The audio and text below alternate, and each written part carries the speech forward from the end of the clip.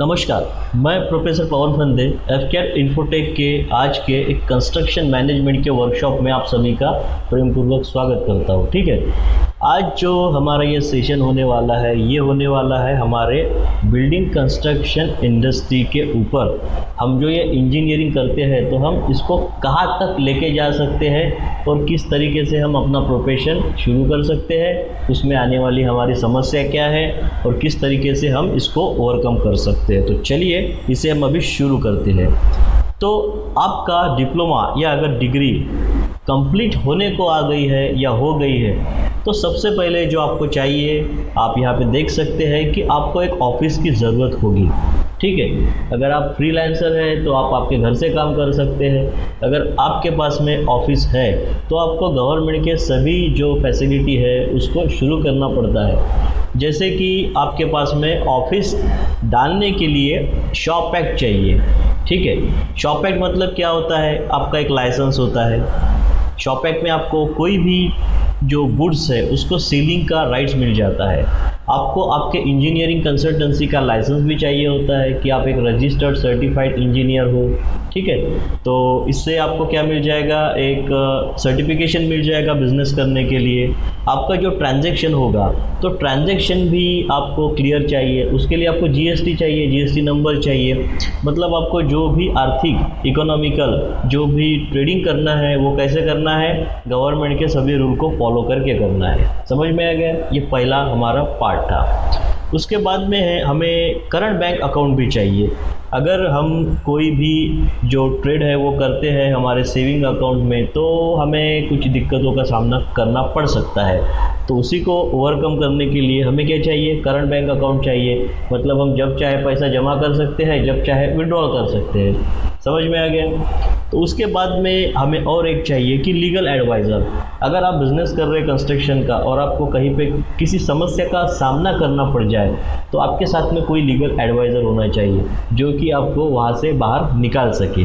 ठीक है, तो हमें एक लीगल एडवाइज़र भी ढूंढना है और उससे हमारे कुछ जो कोर्ट मैटर है जाने से पहले ही बाहर सॉल्व करना है। ठीक है, उसके बाद में हमें चाहिए एक ऑपरेशनल टीम मेंबर्स कि कोई भी बिजनेस अकेले हम नहीं कर सकते।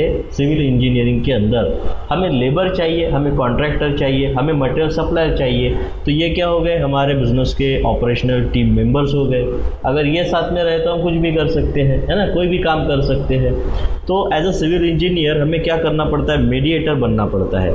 मतलब जो क्लाइंट है उससे हम एग्रीमेंट करेंगे वर्क करने का, जो कॉन्ट्रैक्टर है उसको हम वो काम देंगे, जो कॉन्ट्रैक्टर है वो लेबर लोगों से काम करवाएगा। समझ में आ गया आपके। इस तरीके से हमारा ये बिज़नेस चलता है और इसी को अच्छे तरीके से हमें करने के लिए मैनेजमेंट करना पड़ता है हमारे मटेरियल का, हमारे मनी का और हमारे लेबर का। मतलब हमें मैन पावर, मटेरियल पावर और मनी पावर, तीनों पावर की क्या चाहिए, मैनेजमेंट चाहिए। अगर पैसे आ रहे हैं तो कौन से खाते में आ रहे हैं, जा रहे हैं तो कौन से लेबर पेमेंट के लिए जा रहे हैं या मटेरियल पेमेंट के लिए जा रहे हैं, आदमी काम पे आ रहे हैं या नहीं आ रहे हैं। ठीक है, अगर आदमी काम पे ही नहीं आए और पैसे चले जाए तो आपका काम हो सकता है क्या, नहीं हो सकता है। तो इसमें जो हमारा ये बिज़नेस था, अभी आपकी डिग्री या डिप्लोमा कंप्लीट होने के बाद में जो आपको करना है तो मैंने एक शॉर्ट में आपको बता दिया कि किस तरीके से इसे किया जाता है। तो अभी हम देखेंगे कि अगर हमारे पास में ये डिग्री का सपोर्ट नहीं है या फिर हमारा डिप्लोमा कहीं पे लटक गया है, हमारा बैकलॉग आ गया है, तो क्या हम ये बिज़नेस कर नहीं सकते, क्या हम इसके अलावा भी कुछ कर सकते हैं, बिल्कुल कर सकते हैं। तो उसके लिए अभी आपके सामने आप देखिए यहाँ पे स्क्रीन पे, सबसे पहले अगर आपके पास में खेती है और उसमें जो उपजाऊपन है वो कम है तो आप ब्रिक मैन्युफैक्चरिंग का बिज़नेस भी कर सकते हो।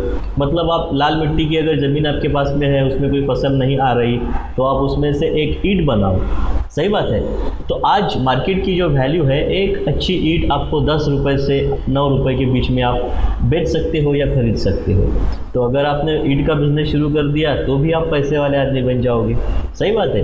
एक ईंट अगर आप 10 रुपये की बेचोगे और आपने पूरे साल में 1 लाख ईंटें बेच दी तो ये बहुत बड़ी अमाउंट हो जाती है। सही बात है। उसके बाद में हम जाते हैं बिल्डिंग मटेरियल सप्लाई पे। तो ये बिल्डिंग मटेरियल इंडस्ट्री में बहुत तरीके के मटेरियल लगते हैं। तो रेती हो गई, पानी हो गया, गिट्टी हो गई, ईंट हो गई, लोहा हो गया, फिनिशिंग के मटेरियल है, इंटीरियर के मटेरियल है, वॉलपेपर है, कारपेट है, मतलब इसमें हज़ारों मटेरियल आप लगा सकते हो। और अगर आपके पास में कोई बड़ा डीलर है या कोई आपके पास में ऐसा सप्लायर है जो कम रेट में आपको ये सभी प्रोवाइड करे, या आप मैन्युफैक्चरर हो, तो आप ये बिज़नेस भी ट्राई कर सकते हो। सही बात है। लोगों का ऐसा है कि कोई लेज़र मशीन या ड्रिलिंग मशीन लेके नेम प्लेट भी बना के देते हैं। सही बात है, बिज़नेस होता है, आप कहीं पे भी करो। उसके बाद में आता है इंटीरियर डिज़ाइनिंग सर्विस का। अगर हमारे देश में कोई फ्लैट लेता है 30-40 लाख का, तो उसमें उसे बेड, वॉलड्रॉप, मॉड्यूलर किचन ओटा बनाना पड़ता है। घर का रिस्ट्रिक्शन होता है ना, बीवी झगड़ती है, मॉड्यूलर किचन ओटा नहीं है, हमें चाहिए। तो इस बिज़नेस को भी आप कर सकते हो। आपको सबसे पहले कंप्यूटर एडेड डिज़ाइनिंग ड्राफ्टिंग सीखना होगा। उसके बाद में आपके जो लोकल मटेरियल सप्लायर है उनके पास में जाके आपको ये देखना पड़ेगा कि कौन से मटेरियल किस कैटेगरी में आते हैं और उनकी कॉस्ट आपको क्या जाती है। तो आप कोई जो लेबर है या कॉन्ट्रैक्टर है उनको ढूंढो, आपका प्रचार करो, बिज़नेस का प्रमोशन करो, आप क्लाइंट ढूंढो, उनको काम दो, आप उसके ऊपर कमीशन ले सकते हो। सही बात है।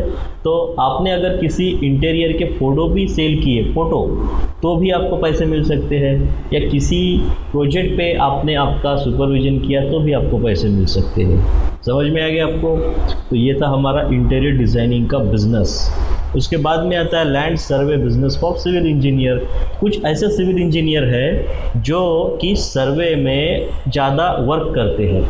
मतलब एक लैंडलॉर्ड है, उसकी खेती है, बगल से एक रोड गया है और वहाँ पे लेआउट गिरा है, तो आप या तो वहाँ पे लैंड का मेजरमेंट करके दे सकते हो, या उन भाई साहब को आप उनका लेआउट कन्वर्जन करने में भी मदद कर सकते हो। ठीक है, आपके पास में अगर सर्वे का नॉलेज है तो एक आप अच्छा बिजनेस शुरू कर सकते हो, जिससे कि आप क्या कर सकते हो, सर्वे, ये जो लोगों के प्रॉब्लम आते हैं ना, प्लॉट रहता कहीं पे है और जब मेजरमेंट करते हैं तो निकलता कहीं पे है, तो ये प्रॉब्लम सॉल्व हो जाएगी।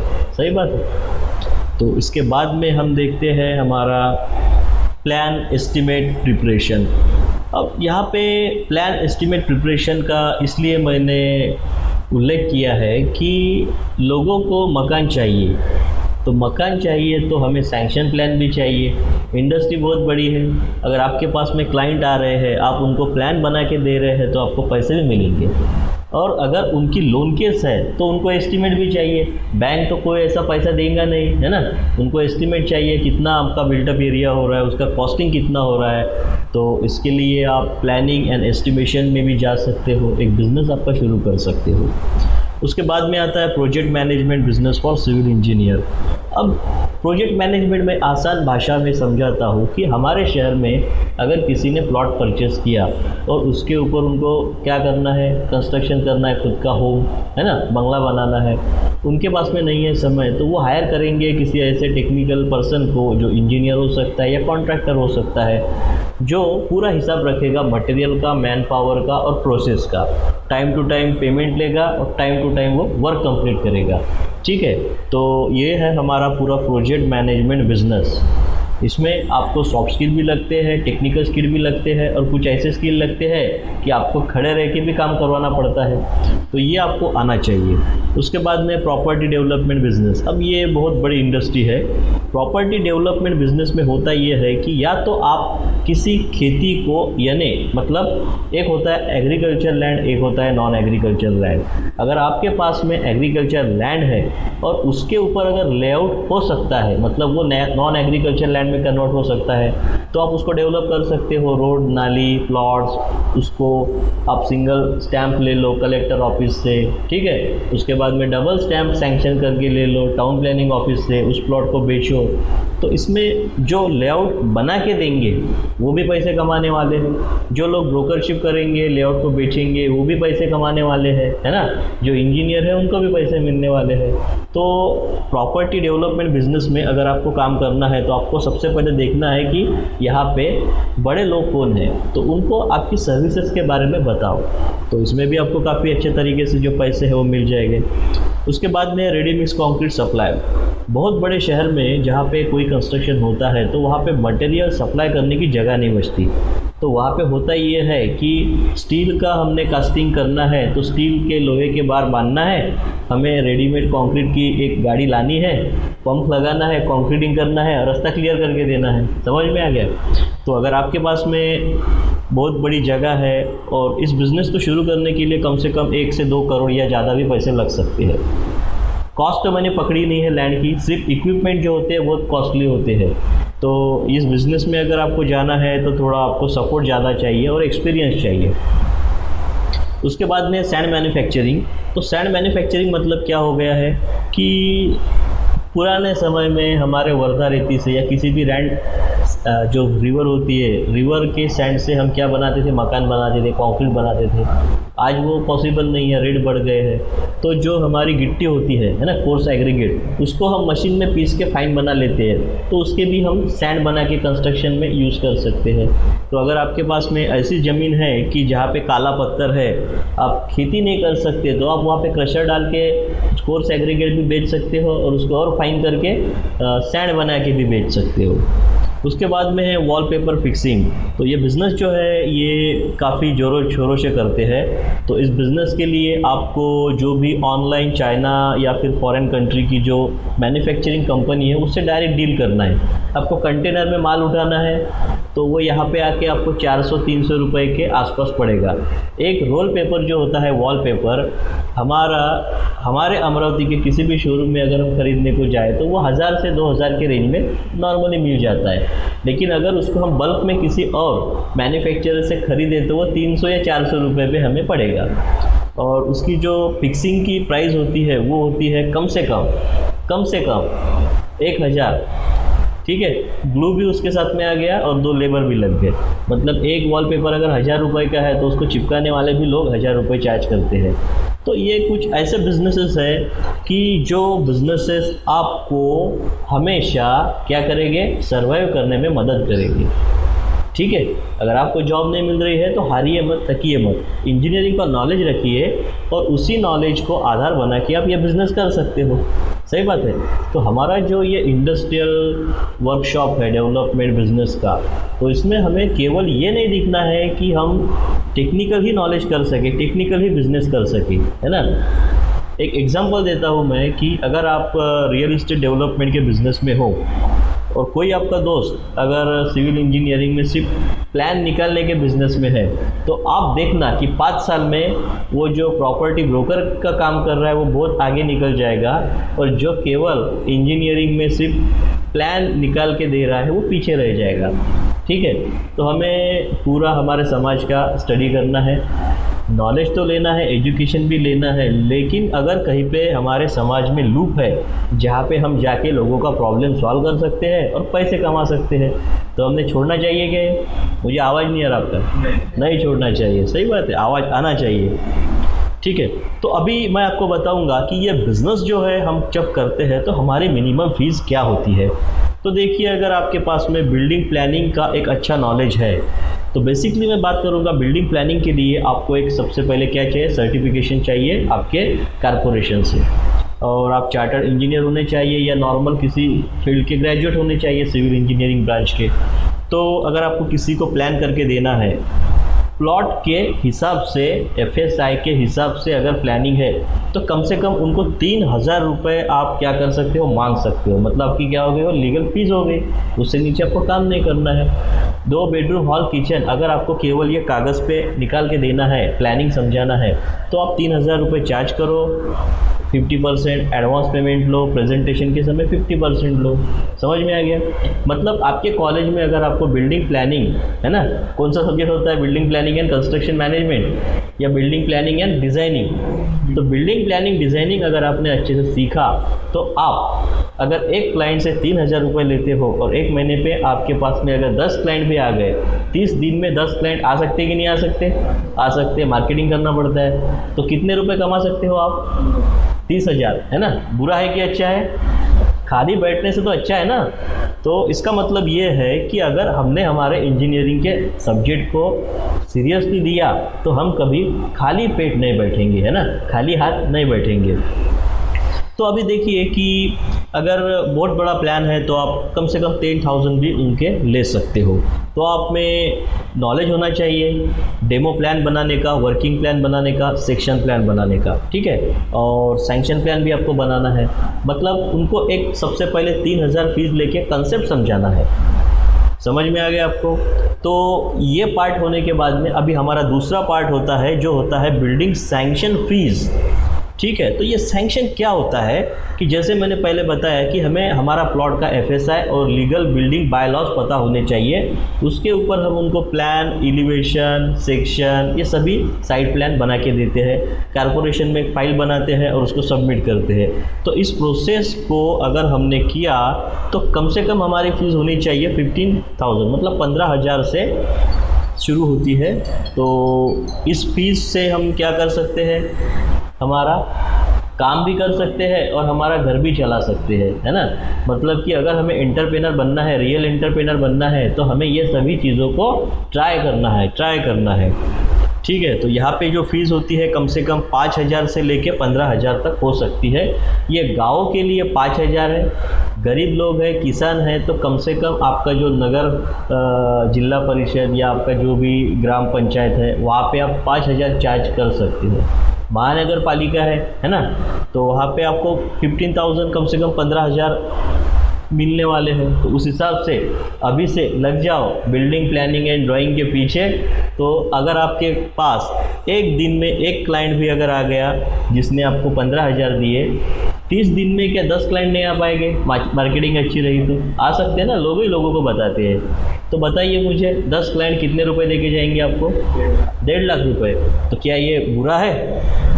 बुरा नहीं है ना। कहाँ पे जाना पड़ता है भाई? गांव छोड़ के जाना पड़ता है क्या दूसरे शहर में नौकरी ढूंढने के लिए? नहीं, हमारे पास ही जो रोज़गार है वो अवेलेबल है, लेकिन हम में वो पोटेंशियल नहीं है ना। हमारे जो दिमाग के ढक्कन में बंद है, वो खोल के हमें ये सभी बिजनेस को सीखना है। उसके बाद में हमारा शुरू होता है building 3D photo and 3D video animation का पार्ट। तो जो पहला पार्ट हमने देखा था ऑटोकैड का, मतलब कि जो प्लानिंग है, बेसिकली प्लानिंग के लिए सबसे बड़ा सॉफ्टवेयर कौन सा होता है? ऑटोकैड।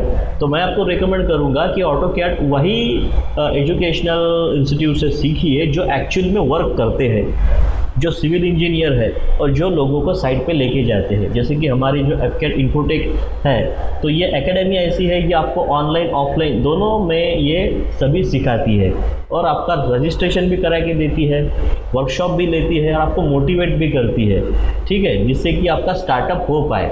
और सक्सेसफुली हमने बहुत से हमारे स्टूडेंट का एक अच्छा स्टार्टअप करा के दिया है, ठीक है। तो एक नाम आया ऑटोकैड का, तो उसको भी करना है तो आप ये सभी बिजनेस भी कर सकते हो। तो उसके बाद में जो मैंने 3D photo and 3D video animation का पार्ट बताया, तो इसमें अंधाधुंध लूट मची है।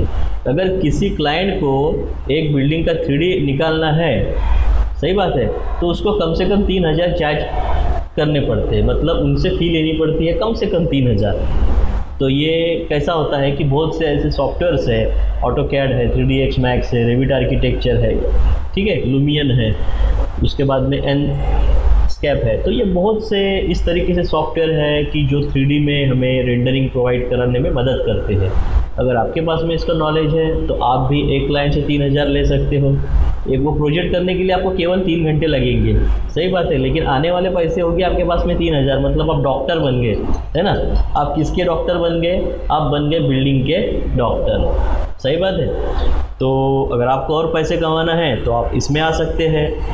3D में एनिमेशन भी आता है। अगर आपने किसी क्लाइंट को एक 15 सेकंड का या 1 मिनट का वीडियो एनिमेशन करके दिया उनके प्रोजेक्ट का, तो आपको इससे भी काफ़ी क्या हो जाएगा, आमदनी मिल जाएगी। तो इसका तो मैंने आपको कुछ बताया नहीं है, आप ही कैलकुलेशन कर लीजिए आपके दिमाग में कि क्या पैसे कमा सकते हो आप। प्लानिंग हो रही है, आपका सैंक्शनिंग का भी वर्क हो रहा है और 3D का भी वर्क हो रहा है, मतलब आपका ऑफिस खाली रहेगा क्या? नहीं रहेगा, काम आते रहेंगे, आप करते रहेंगे। अब सबसे इम्पॉर्टेंट है कि साइट सुपरविजन फीस। अब ये साइट सुपरविजन करना मतलब क्या होता है कि यहाँ पे क्लाइंट्स क्या करते हैं, खुद का कॉन्ट्रैक्टर चुन लेते हैं, मटेरियल भी खुद से लाते हैं, लेकिन क्या होता है कंक्रीट के जगह पे वो कुछ और डाल देता है ना, सीमेंट का प्रोपोर्शन नहीं रखता, स्टील डिज़ाइन बराबर नहीं रखता, सेंटरिंग बराबर नहीं ठोकता, बिल्डिंग गिर जाती है या बाद में क्रैक हो जाती है। तो इसको अगर हमें क्या करना है, मैनेज करना है, तो कौन करेगा? इंजीनियर करेगा। तो इंजीनियर को पैसे देने पड़ेंगे ना, फुकट तो वो आएगा नहीं। तो हम अगर सुपरविजन करते हैं, मतलब एक एग्रीमेंट होता है कि मटेरियल परचेस करेगा कौन? क्लाइंट। लेकिन चॉइस देगा कौन? अच्छा है कि बुरा है? हम। काम करेगा कौन? क्लाइंट का ठेकेदार, कॉन्ट्रैक्टर। लेकिन उसके ऊपर वॉच करेगा कौन? हम। काम अच्छा हो रहा है क्या? सर्टिफिकेट देगा कौन? हम। लेकिन काम करेगा कौन? लेबर। तो सुपरविजन में हमें सभी चीज़ों को केवल ऑब्जर्व करके कमेंट देना है। अगर कुछ काम गलत हो रहा है तो उसको हमें सुधारना है। समझ में आ गया आपकी? तो सुपरविजन की आपको कम से कम 30 से 50 रुपये पर स्क्वायर फीट की फ़ीस लेनी चाहिए। मतलब कि अगर एक स्लैब एरिया 1000 स्क्वायर फीट का है तो 30 इंटू अगर हो गया तो कितनी फ़ीस मिलेगी आपको? 30,000। तो आप 30 से 50 ले सकते हो, एक स्टैंडर्ड है, क्योंकि एक मकान बनाने में कम से कम 4 से 6 महीने लगते हैं। ठीक है, तो 6 महीने तक आपको वहाँ पे जाना पड़ेगा, वीकली जाना पड़ेगा या हफ्ते में 2 या 3 बार जाना पड़ेगा। आपका पेट्रोल का एक्सपेंसेस है, टाइम कंज्यूमिंग है, तो आप उस तरीके से उनसे आप पैसे ले सकते हो। ठीक है, तो ये हो गया हमारा साइट सुपरविजन के बारे में। उसके बाद में है site layout fees 5000 1 day workshop. मतलब क्या हो गया कि एक क्लाइंट है, उसके पास में इतना इकोनॉमिकल सपोर्ट नहीं है कि वो आपको हायर करके 30 से 50,000 रुपये दे सके। तो इस कंडीशन में आप एग्रीमेंट कर सकते हो कि ठीक है, मैं लेआउट डालूंगा, कॉलम खड़े करके दूंगा, आपको प्लान बनाऊंगा, सेंटर पॉइंट ड्राइंग भी बनाऊंगा, कॉलम की जो ड्राइंग होती है, फाउंडेशन की ड्राइंग होती है, वो भी बनाऊंगा। मैं केवल एक दिन आपके साइट पे आऊँगा लेआउट डालने के लिए, आपसे फीस लूँगा 5,000 रुपये। उसके बाद में जब हम प्लान चेक करते हैं, मैं उस समय आके चेक कर लूँगा। 2 विजिट के लिए आपको 5,000 मिलते हैं, सुपरविजन वगैरह आपको करना नहीं होता है। तो इस तरीके के काम में आपको क्या होता है, 2 विजिट के अगर 5,000 मिल रहे हैं तो गलत है कि सही है? सही है, तो आप कर सकते हो। और क्लाइंट का बेनिफिट ये है कि उनको एक बड़ा मतलब जो बोझा होता है इकोनॉमी का, वो भी बर्दाश्त नहीं करना पड़ेगा, क्योंकि इंजीनियर ने बिल्डिंग चेक की, सब सही है, बिल्डिंग अब हम बना लेंगे। सही बात है। तो ये हो गया हमारा सुपरविजन का। उसके बाद में हो गया हमारा लेआउट डालने का। अब हो गया हमारा शुरू काम थोड़ा सा ऑफिस वर्क का। तो building estimation and valuation report आपको देना पड़ता है। मतलब क्या, अगर आपके क्षेत्र में कोई क्लाइंट अगर लोन केस ले रहा है तो उसको चाहिए एस्टिमेशन। बैंक वालों को ये पता होना चाहिए प्लान सैंक्शन है क्या, महानगर पालिका में ये क्या रूल में आ रहा है, फिर इसको कितनी ईंटें लगने वाली है, मटेरियल रेट सब निकालो, लेबर निकालो, एक्स्ट्रा एक्सपेंसेस निकालो। तो वो सभी हमें निकालना पड़ता है हमारे एस्टिमेशन में। तो बिल्डिंग एस्टिमेशन आपको आना चाहिए। अगर आपने किसी क्लाइंट को बिल्डिंग एस्टिमेट करके दिया तो आपको कम से कम 3,000 रुपये उसके मिल सकते हैं फीस के तौर पे। ठीक है, तो उसमें आपको वैल्यूएशन भी देना है। अगर काम हो रहा तो उसका वैल्यू कितना है, अगर प्लेन बनी तो वो 1.5 लाख में बनी या 3 लाख में बनी, तो ये हो गया वैल्यूएशन का। और प्लेन बनने वाली है, हमें बनाना है, तो ये क्या हो गया हमारा एस्टिमेशन। होने वाला है और हो चुका है। वैल्यू हम किसकी लगाते हैं, जो एग्जिस्टिंग में है, जो एग्जिस्टिंग में है। और एस्टिमेशन किसका करते हैं हम, जो होने वाला है। ठीक है, तो बैंक में अगर हमें लोन लेना है तो हमें एस्टिमेशन देना पड़ता है। और जब हमारी प्लिंथ हो जाती है तो हम देते हैं प्लिंथ कंप्लीशन सर्टिफिकेट। मतलब उसमें ये बताते हैं कि आपने जो हमें इंस्टॉलमेंट दी थी उसका हमने सही उपयोग किया, उस पैसे को हमने खर्च कर दिया प्लिंथ बनाने में। ठीक है, अभी हमें और पैसे चाहिए लिंटर तक जाने के लिए या स्लैब तक जाने के लिए। समझ में आ गया आपके ये? तो ये था हमारा और एक पॉइंट, तो इसको हम समझते हैं। उसके बाद में है कंस्ट्रक्शन स्टेजेस प्रोग्रेस रिपोर्ट। अब देखिए क्या हो गया, तो आपको कंस्ट्रक्शन कंप्लीशन रिपोर्ट भी देने पड़ते हैं। तो ये क्या हो जाते हैं, जैसे कि स्लैब हो गया तो स्लैब के दिन आप जाके चेक करते हो सभी सही से हुआ या नहीं, दूसरे दिन जाके देखते हो सब अपने जगह पे है या नहीं, आप उसका रिपोर्ट सबमिट करते हो कि इस बिल्डिंग का ये स्लैब कास्टिंग हो चुका है। इसको बोलते हैं हमारे, क्या बोलते हैं कि प्रोग्रेस रिपोर्ट। मतलब काम जो है हमारा शुरू है, हमारी विजिट हो रही है, हम जा रहे हैं, देख रहे हैं, तो इसके आप कम से कम 1,500 रुपये ले सकते हो सकता है कि जो साइड है वो हमारे शहर के किसी और एरिया में चल रहा है, आपको समय निकालना पड़ेगा, वहाँ पे जाना पड़ेगा, फ़ोटो लेना पड़ेगा, जियो टैगिंग लेना पड़ेगा, सर्टिफिकेट में डालना पड़ेगा। तो फोकट का तो काम है नहीं है, तो कम से कम 1,500 रुपीज़ आप उनसे चार्ज कर सकते हो। उसके बाद में आता है विथ मटेरियल डेवलपमेंट वर्क। अब ये क्या है, आपके ऑफिस में कोई क्लाइंट आए और वो क्लाइंट आपको बोल रहे हैं कि हमारे पास में एक परचेस किया हुआ प्लॉट है, आप हमें रेडीमेड घर बना के दीजिए, तो उस केस में क्या होता है, ओनर आपको राइट देते हैं कि हमारी रिक्वायरमेंट, हमारा बजट ये है और हमें ये मटेरियल इस रेट में चाहिए, आप हमको बना के देंगे। आप बोलते हो जी हाँ, तो आप एक एग्रीमेंट बनाते हो। एग्रीमेंट में उनका बजट और उनको लगने वाली चीज़ें, ठीक है, और आपका प्रॉफिट, ये उसमें आप रखते हो टैक्स, ठीक है। आप उनको समय समय पे पैसे की डिमांड करते हो और वो आपसे समय समय पे काम की डिमांड करवाते हैं, सही बात है। तो जब आपका काम कंप्लीट होता है, फाइनल पेमेंट आपको मिल जाता है, आप उनको जो कीज़ है वो टेक ओवर करके देते हो। तो इस जो कंस्ट्रक्शन का जो ये हमारा एक कंप्लीट साइकिल हो गया, उसको हम क्या करते हैं, डेवलपमेंट वर्क विथ मटेरियल, मतलब हम एग्रीमेंट बनाते हैं और एग्रीमेंट बना के हम उनसे क्या करते हैं, ये डील फाइनल करते हैं। समझ में आ गया आपके? विथ मटेरियल कंस्ट्रक्शन करना है मतलब क्या है, किसी ने प्लॉट लिया है, हम उनसे मिलेंगे, उनसे हम एडवांस पेमेंट लेंगे, काम करवाएंगे, पेमेंट लेंगे, काम करवाएंगे, उनका मकान पूरा होने के बाद में हम उनको कीज़ देंगे, वो हमें फाइनल पेमेंट देंगे। तो अब इसमें मैं आसान लफ्ज़ों में ये बताना चाहता हूँ कि हमें खाली नहीं रहना है। गवर्नमेंट का जॉब मिले या ना मिले, प्राइवेट कंपनी में हम लोग जाए काम करने के लिए या ना जाए, अगर आपको आपके शहर में रह के शहर को बड़ा बनाना है तो ज़्यादा से ज़्यादा इंजीनियर यहाँ पे लगेंगे। तो आपके साथ में जो लेडीज़ है, लड़कियां हैं, तो वो सेफ नहीं हो सकती साइड पे, है ना, कहीं पे भी जाना पड़ता है, कहीं पे भी चढ़ना पड़ता है, कोई भी लेबर कैसा भी आ जाता है। तो मैक्सिमम जो लेडीज़ है वो जॉब करती है या काम करती है घर में बैठ के, ऑफिशियल जॉब। और जो जेंट्स है, जो लड़के हैं, ज़रा स्ट्रांग होते हैं, कहीं भी चढ़ते, कहीं भी खुद ही मार देते हैं ना, तो उनको फील्ड वर्क का काम ज़्यादा मिलता है। निपटना, या तो निपटना है, नहीं तो निपटाना है सही बात है। तो उसके लिए हम लड़कों को ज़्यादा हमारे साइट सुपरविजन में रखते हैं। तो ये जो था हमारा आज का वर्कशॉप, ये वर्कशॉप था हमारे बिजनेस के ट्रेनिंग के ऊपर। तो इस पहले वर्कशॉप में हमने ये सीखा कि हमारे सिविल इंजीनियरिंग में हम जॉब ले सकते हैं या हम हमारा बिजनेस शुरू कर सकते हैं। अगर हमें बिजनेस शुरू करना है तो मैंने जो आज की ये सभी पॉइंट बताया आपको, तो ये किसके लिए थे, हमारे लिए, कि हारना नहीं है, हमें चलते रहना है। गवर्नमेंट जॉब दे पाए हमें कोई दिक्कत नहीं, ना दे पाए हमें कोई दिक्कत नहीं। प्राइवेट कंपनी वालों ने अगर हमें हायर किया तो कोई दिक्कत नहीं, और हायर ना किया तो कोई दिक्कत नहीं। क्योंकि मेरे एक्सपीरियंस से मैंने देखा है कि जो बड़े बड़े बिल्डर लोग हैं वो मतलब वो इंजीनियर भी नहीं है, और जो बड़े बड़े इंजीनियर हैं वो बिल्डर भी नहीं है। सही बात है ना। बड़ा बनने के लिए लिखाई पढ़े होना ज़रूरी नहीं है, लेकिन बड़ा आदमी जो होता है उसके पास में बहुत सारे लिखे पढ़े लोग होते हैं। अगर आपको जीवन में कुछ अच्छा करना है तो एजुकेशन तो मस्त है, लेकिन आपके पास में एजुकेशन है और आप बहुत ज़्यादा सिक्योर हो गए, अगर मैं ऐसा करूँगा तो ये हो जाऊँगा इसलिए मैं ये नहीं करता, अगर मैंने ये किया तो ये फेलियर हो जाएगा इसलिए मैं इसको ट्राई नहीं करूँगा। तो जो ज़्यादा होशियार रहता है ना, वो हमेशा क्या रहता है, खाली रहता है। हमें हारने से डरना नहीं है। समझ में आ गया मैंने क्या कहा? हारने से हमें डरना नहीं है, हमें कोशिश करते रहना है, एक दिन हम सफल हो जाएंगे। तो इसी तरीके के मैं आपको हर बार एक से बढ़िया एक मोटिवेशन और बिजनेस ट्रेनिंग के वर्कशॉप दूंगा। तो ये हमारा आज का पहला सेशन है, तो मैं यहाँ पे आपको बहुत ज़्यादा नहीं बताने वाला, मैं केवल आपका इंटरेस्ट डेवलप करना चाहता हूँ इस फील्ड में, और फिर मैं आपको डिटेल में ये पूरा बिजनेस सिखाऊंगा किस तरीके से हमें हमारा स्टार्टअप करना है। तो क्या आपको ये पसंद आया आज का वर्कशॉप?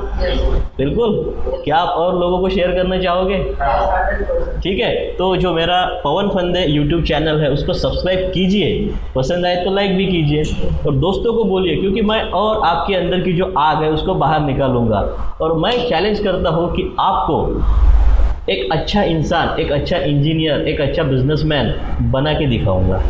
ठीक है, सॉफ्ट स्किल हो गया, टेक्निकल स्किल हो गया, अभी मैं आपको सिखाऊंगा फंदे के फंडे। ठीक है, सही बात है, और इससे आप बहुत आगे निकल जाओगे इस इंजीनियरिंग क्षेत्र में। ठीक है, तो फिर से मैं आप सभी का प्रेम पूर्वक धन्यवाद करता हूँ। मैं हूँ आपका सिविल इंजीनियरिंग ट्रेनर पवन फंदे। ठीक है, चलो।